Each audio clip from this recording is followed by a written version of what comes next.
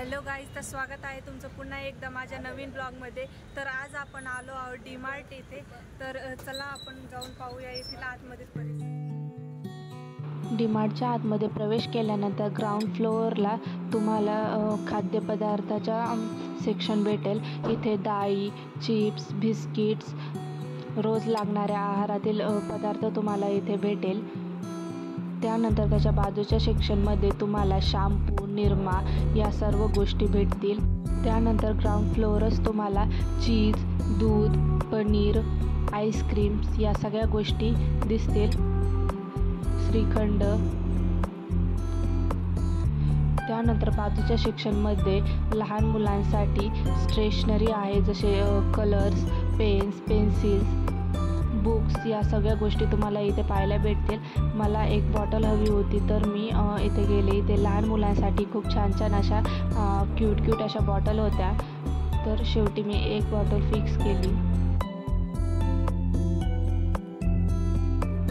तर चला तर आपण जाऊया आता सेकंड फ्लोअरवर।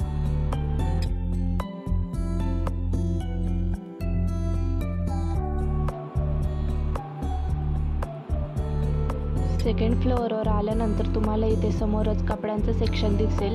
इथे लहान मुलापासून ते मोठ्या माणसांपर्यंतचे सर्वांचे कपडे तुम्हाला इथे भेटतील।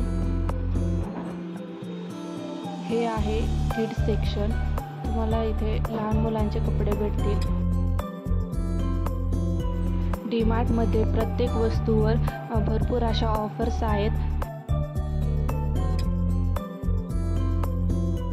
कपड्याच्या सेक्शनपासून थोडं पुढे गेल्यानंतर तुम्हाला घरात लागणाऱ्या वस्तू भेटतील, जसे की ताट, प्लेट्स, कुकर, तवे या सर्व गोष्टी तुम्हाला भेटतील। त्यानंतर थोडं पुढे गेल्यानंतर तुम्हाला लहान मुलांसाठी खेळणी, टेडी बिअर्स या सर्व गोष्टी तुम्हाला इथे भेटतील।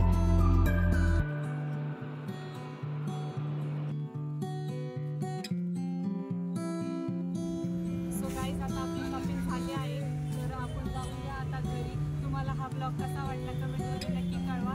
लाईक करा, शेअर करा, चॅनलला सबस्क्राईब करा। तर भेटूया पुढच्या ब्लॉगमध्ये। Bye bye.